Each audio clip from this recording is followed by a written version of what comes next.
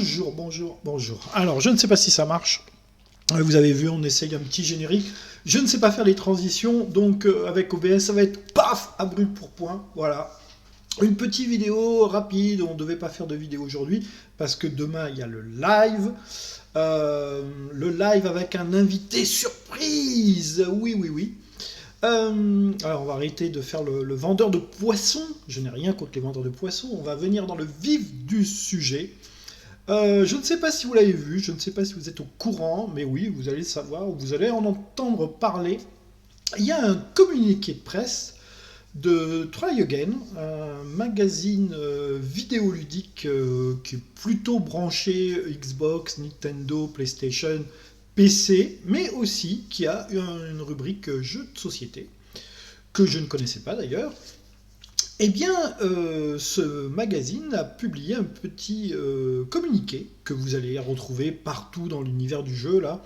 Si vous avez des amis chez les éditeurs, chez les vendeurs de boutiques, chez des joueurs, vous allez forcément à un moment ou à un autre tomber dessus. Donc je vous lis ce communiqué de presse. C'est très rapide. Après, je vous lirai peut-être pas en entier l'article parce qu'il est un petit peu volu, un petit peu long. Je vous dis juste le petit communiqué de presse sur Try Again. Nous sommes une équipe de passionnés, bénévoles, et mettons en avant notre indépendance et notre désir de le rester.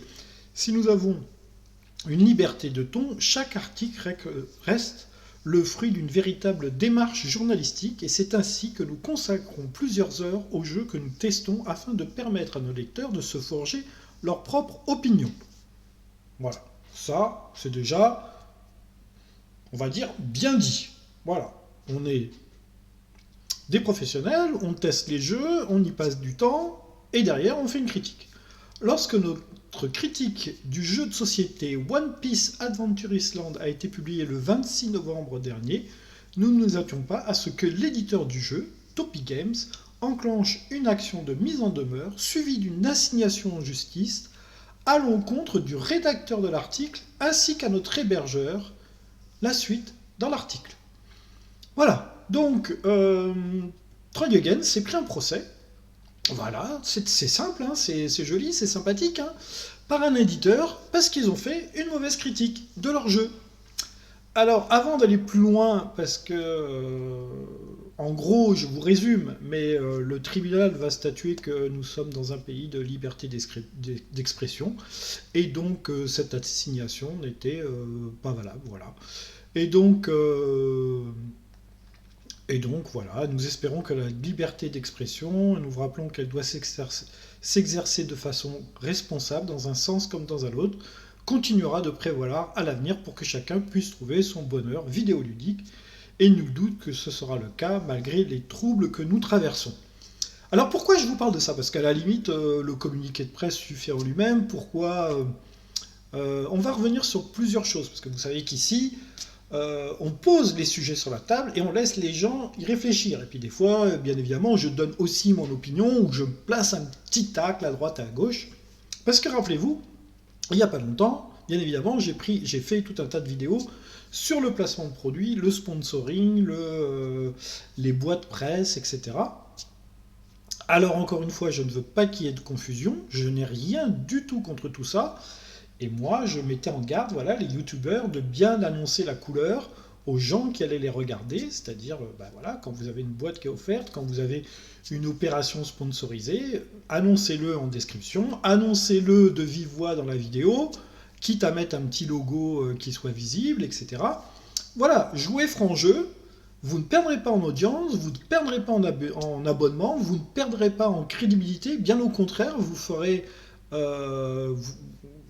parlez franchement aux gens qui vous regardent en disant voilà, ça c'est une opération commerciale, là je vais peut-être essayer de te vendre quelque chose, ou je vais peut-être essayer de te parler d'un jeu de façon non objective, parce que, parce que ou on m'a donné des sous, ou pas qu'on m'a demandé de le faire, parce qu'on n'en est pas là encore, hein, c'est pas, les youtubeurs ne deviennent pas pour le moment des organes de presse officiels, je parle des youtubeurs, et encore que, des organes de presse officiels et manipulés pour aller dans le bon sens. Voilà. Des organes de presse, oui, il y en a, bien évidemment, il y a des boutiques qui ont des chaînes YouTube, donc bien évidemment qu'ils ils vont pas casser pour casser des jeux que eux-mêmes vont vouloir vendre. Ça me paraît logique. Donc ils ont plutôt tendance à faire des présentations de jeux plutôt que de faire des critiques de jeux. Et puis après, vous avez pareil des organes de presse neutres. Donc on a les boutiques, les organes de presse neutres comme Ludovox, comme Trick Track, etc. qui eux vont vous faire une présentation du jeu, mais eux c'est pour développer l'univers ludique. Donc là aussi, pourquoi casser des jeux alors que la plupart de leurs revenus peut-être sont fournis par des éditeurs ou des sponsors dans l'univers du jeu de société. Donc là aussi, pas de raison de casser. Mais rappelez-vous, moi j'avais alerté parce que j'avais dit, j'ai contacté des éditeurs au téléphone, j'ai discuté avec un certain nombre d'éditeurs, et il y a des éditeurs qui m'ont dit, bah lui on lui file plus de boîte parce qu'il a cassé un de mes jeux.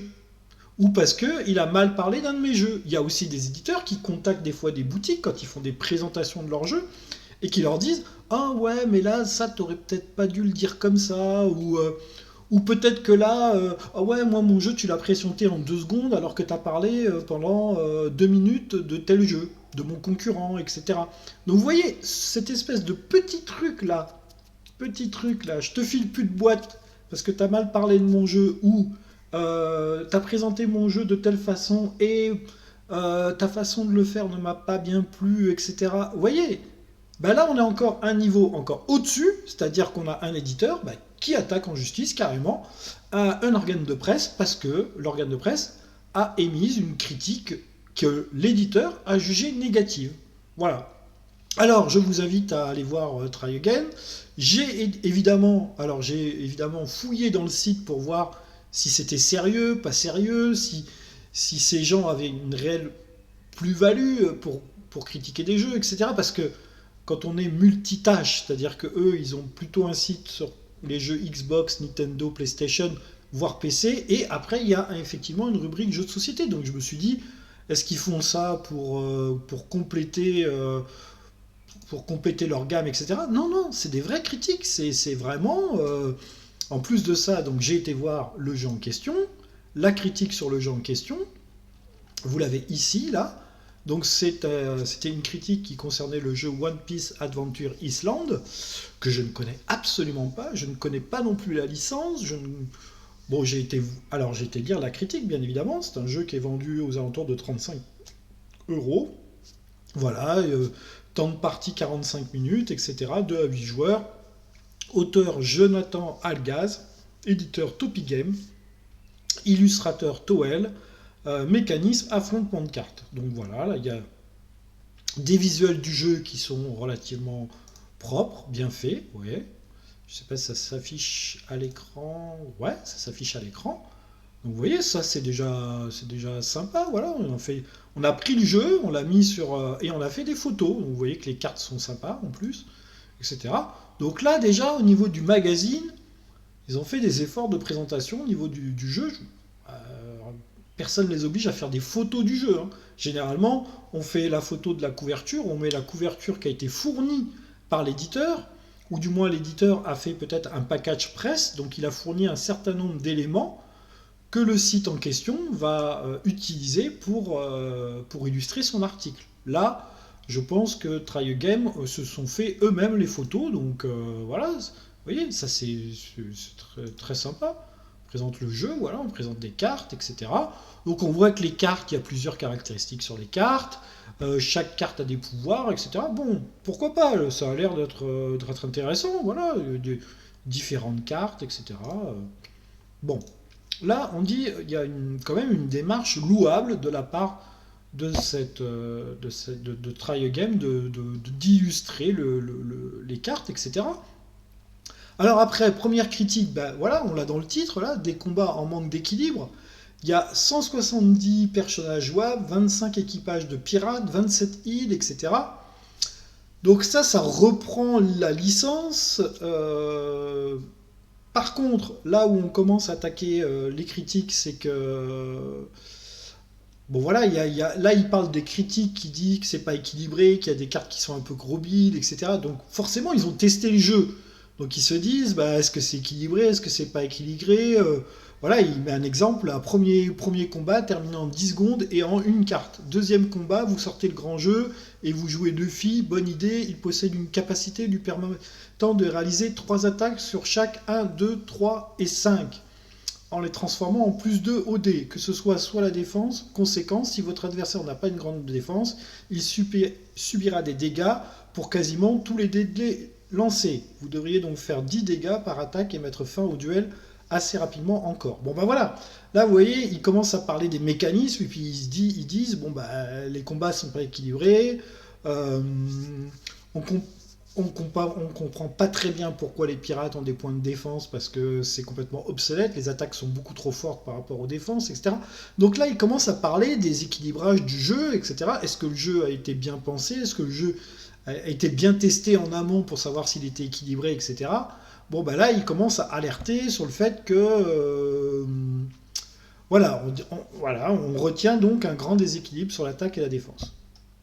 Euh, Alors, après, ils parlent du manque de diversité des personnages, parce qu'ils disent qu'ils ont tous à peu près le même type d'attaque, etc. On n'est pas dans un système de Pokémon, vous savez, là, où l'électricité est plus forte que l'eau est plus forte que les plantes, le feu est plus fort que les plantes, etc. Ouais, un espèce de pierre, feuille, papier, ciseaux, qui n'a pas été fait dans ce jeu-là, par exemple, où toutes les attaques, ben voilà, c'est des points de dégâts, et puis il y a une défense derrière, et puis c'est... Voilà. Après, il parle de soi-disant, il y a un mode histoire, il y a un mode, il y a plusieurs modes de jeu. Il y a un mode enfant qui serait ici pour simplifier un petit peu les règles. Et apparemment, ce mode enfant n'existe pas. Donc, il aurait été annoncé par l'éditeur. Et quand eux, ils ont ouvert la règle, qu'ils ont feuilleté la règle, vous voyez, donc là, pareil, ils ont fait des photos, etc. Ils mettent en avant. Donc, on voit que là, au niveau des illustrations de la règle, c'est pas super bien illustré. Là, c'est pareil, hein, on a encore un bon gros pavé de texte. Je croyais que c'était des règles de jeu comme ça, on les faisait dans les années 70. Je ne sais pas. Là, on a quand même une petite illustration. Après, on a encore un bon gros pavé de règles. Voilà. Donc, pourquoi pas, hein, je veux dire, chacun son style, chacun sa façon d'éditer un jeu, etc. En tous les cas, voilà. Il parle du matériel aussi, voilà, le matériel qui est fourni, il y a plein de cartes, machin, etc. Bon, apparemment, il y a du matériel, des curseurs, des marqueurs, un dé, etc. Ouais, pourquoi pas, pourquoi pas. Euh, alors, est-ce que le jeu est simple? Est-ce que One Piece Donjon n'est pas un coup de cœur? Pour cause, malgré son contenu gargantuesque, illustration partagée, roster des équipages au complet, il affiche un grand déséquilibre dans ses affrontements. Une seule carte peut mettre fin à un combat. Les pirates possèdent des caractéristiques de défense qui ne servent pas à grand chose, étant donné que les capacités spéciales perdent systématiquement les défenses ennemies. Il aurait fallu plus de retenue dans les offensives, rendre un affrontement plus acharné, simplement mieux encadré. Là, moi, il me vient tout de suite l'idée de si jamais ça c'est réellement le cas, est-ce que le jeu a réellement été testé? Le manque d'imagination, car ce n'est pas qu'une histoire de dés au final, mais des effets qui n'évoquent que des dés, ajout de dés, esquive d'attaque, boost de dés, etc. Nous aurions ainsi apprécié une véritable immersion dans des mécanismes fidèles au manga. Des capacités spéciales, tirées des fruits du démon par exemple, des attaques directement en référence à l'œuvre d'Oda, des textes froids sans rapport avec One Piece. Donc là, on se dit, ils ont eu une licence, est-ce qu'ils ont fait copier-coller d'un jeu sur une licence? Ça serait pas la première fois qu'on voit ça. On garde cette impression que Topic Game a habillé mécaniquement un jeu lambda avec de jolis vêtements One Piece, mais ça ne fait pas un jeu de l'esprit One Piece. Pour un bon jeu d'affrontement à cause de mécaniques déséquilibrées, en résultat de sessions à rythme mou, est loin d'être passionnant pour le joueur. Même fan de One Piece, d'ailleurs le mode histoire n'en est pas véritablement un, il faut réussir 4 missions et on constate que pas de progression ni de satisfaction à vaincre des ennemis déjà dans un ordre aléatoire. Seul le mode bataille apporte un peu de piment avec des différents équipages présents en pleine mer avec des acteurs différents. Il reste prisonnier de mécaniques d'affrontement mal pensées. Dans l'ensemble, on se demande si One Piece Adventure Island n'a pas manqué de sessions de playtest pour réaliser ses manques et parfaire ses mécaniques. C'est exactement ce que je vous ai dit. Donc là, écoutez, on a une critique de jeu, bah oui, ça casse un jeu qui marche pas. On a le droit quand même, non? Il me semble. Il me semble. Enfin bref. Ensuite, j'ai été voir, bien évidemment, la chaîne YouTube de Topic Game. Alors, la chaîne YouTube de Topic Game. Alors, cette histoire a eu lieu, je crois, c'était au mois de novembre. Je crois que c'était au mois de novembre que le tribunal a rendu justice et que c'est une affaire qui traîne, bien évidemment, puisque la justice française est toujours aussi rapide pour rendre ses comptes rendus. Donc, j'étais voir la chaîne de Topic Game. Voilà, bon, voilà, c'est une chaîne qui est en sommeil, on va dire, poliment, qui a 879 abonnés, qui n'a pas publié de vidéo depuis plus d'un mois à peu près, qui a repris des vidéos qu'ils avaient fait sur Trick Track pour la sortie de certains de ces jeux. Alors vous irez lire les commentaires parce que c'est très rigolo. Apparemment, Monsieur Fall n'avait pas l'air d'être un grand fan déjà des éditions Topic Game. Bon, après, il faisait son boulot peut-être de prestataire de service ou de réseau de presse en le recevant et en tournant une vidéo qui sûrement lui a été achetée ou lui a été commandée par l'éditeur. Donc du coup, il essaye de rester neutre, mais vous verrez que c'est pas forcément ce qui ressort des vidéos. Donc allez voir les vidéos, ça leur fera des vues, ils seront contents comme ça. Bon, ils n'ont pas publié depuis un mois. J'ai été voir la vidéo. Bonjour à tous, je suis Ryu Sensei et je vais vous présenter le jeu Voilà. One Piece Adventure Island. Voilà, Dans qui One parle Piece de One Adventure Piece. Island, il y a 220 personnages jouables. Que ce soit au niveau des rapports de force, des attaques ou encore des facultés, tout a parfaitement été fait. Chaque carte de personnage est présentée avec le nom du personnage, avec son niveau de volonté, d'attaque, de défense et d'énergie. Le jeu présente deux modes de jeu, un mode histoire ainsi qu'un mode bataille entre équipages et vous pourrez jouer des heures et des heures sans vous lasser. Pour le mode histoire, celui qui fait le plus haut score de dés choisit son camp entre... Bon, on va pas se taper toute la vidéo, hein, parce que vu que le jeu n'a pas l'air, je mets des guillemets, bien entendu, je vais pas moi-même me prendre un procès, n'a pas l'air excellent, je vous laisserai aller voir la vidéo si vous avez envie. Voilà. Alors, moi, je connais pas la licence, mais c'est vrai que quand on est fan de cette licence, c'est toujours bien d'avoir un jeu sur lesquels on est fan de la licence. Hein. Si vous êtes fan de Pokémon, ben, vous êtes content de trouver du Pokémon sur des jeux de cartes, sur du jeu de société, sur du jeu vidéo, etc. Quand on aime bien une licence, forcément que ça attire l'œil et forcément que quand on retrouve cette licence dans un jeu de société, on a l'impression de jouer avec les personnages qu'on a appréciés dans la licence. Et moi, le premier, qui aime Lovecraft, par exemple, qui aime Marvel, qui aime les X-Men, qui aime Game of Thrones, etc. Eh bien, forcément que qui aime Alien, par exemple, forcément que quand je vois un jeu de société qui reprend une licence, ben, mon œil est déjà attiré vers la licence. Voilà. Après, reste le fait que est-ce que c'est un bon jeu ou pas un bon jeu, ça c'est encore autre chose. Voilà, donc j'ai été voir quand même ici sur société.com si la société existait bien, hein. Oui, ça a l'air, société à action simplifiée, bon, c'est une société basique, on va dire, hein. Après, c'est plus des vendeurs de jouets que des... Je sais pas, voilà, là vous avez leur boutique en ligne, bah oui, puisqu'ils vendent... Ils vendent dans les boutiques, mais ils ont aussi une boutique en ligne. Vous savez que j'adore ces éditeurs qui ont eux-mêmes leur boutique, c'est-à-dire comment faire de la marge en plus. J'adore ça, j'adore les éditeurs qui ont des boutiques en ligne, qui se servent des boutiques pour vendre leurs jeux, et puis quand... Enfin bref, je vais pas relancer un autre débat, je referai une des vidéos sur ça d'ailleurs. Mais oui... Faire une boutique en ligne pour se débarrasser d'un stock quand on est éditeur, par exemple, pourquoi pas? Mais quand on sort, par exemple, le jeu en boutique et qu'on le sort aussi... Enfin bref. Donc ils ont un petit chapitre « On parle de nous ». Alors ça, et là, par contre, la presse, ils aiment bien la presse. Hein. Là, vous voyez. Alors, est-ce qu'ils ont attaqué en justice? Moi, je me demande. Hein, est-ce qu'ils ont attaqué en justice Femmes Actuelles, Télé Loisirs? Est-ce qu'ils ont attaqué en justice FR3? Je sais pas. Ou est-ce que c'était plus facile? Il y a même Trick Track, tiens, j'avais pas vu d'ailleurs. Tiens, il y a le petit logo Trick Track ici, là. Trick Track, Télématin, hein, Télématin, 1,2 million de vues hein, chez Télématin. Ça, hein, ouais, ouais. Où nous trouver? Ah, c'est vrai, où nous trouver? Où est-ce qu'on les trouve? Eh ben, on les trouve chez Leclerc, la Fnac, Carrefour, la Grande Réquée, Jouet Club, Cora, King Jouet, Auchan, Géant Casino, Système U, Amazon, Micromania, etc., etc. Ouais, Magic Toys. Ah, chez Asmodée aussi, chez Asmodée. Voilà. Donc, pas de jugement de valeur, hein, pas de jugement de valeur. Ils sont bien présents. J'ai été voir la petite page Philibert. J'aurais pu encore une fois taper un autre vendeur de jeux. C'est encore un vieux réflexe que d'aller voir nos amis de chez Philibert. Ils ont du Harry Potter, hein, la licence Harry Potter. Hein, ils ont du Harry Potter. C'est des jeux qui tournent aux alentours ou de 10 euros ou de 30 euros. Donc là, on est dans du jeu. Voilà. Et One Piece, ah ben il est en promotion, dites-moi. Il est en promotion à 23 euros au lieu de 29,90.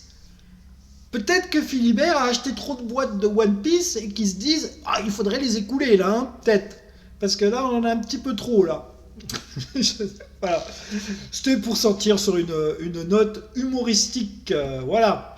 Donc, alors, pourquoi tout ça?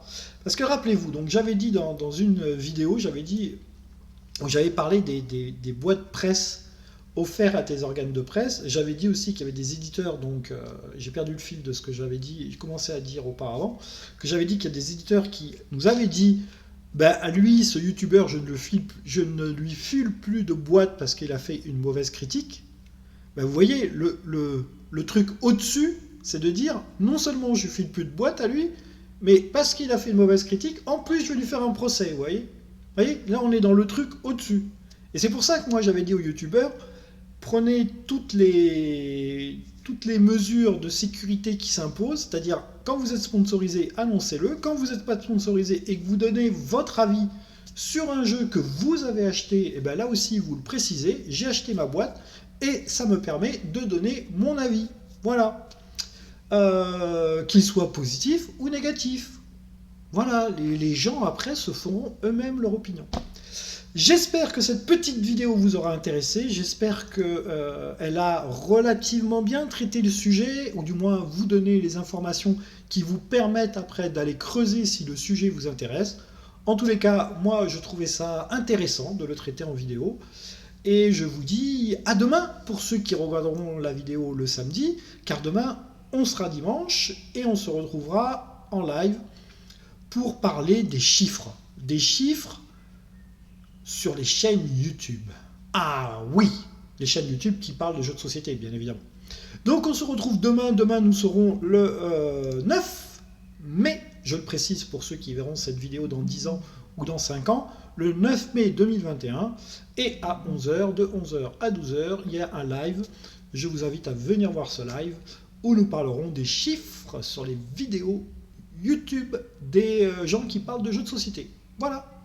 C'est efficace, à très bientôt, bye bye.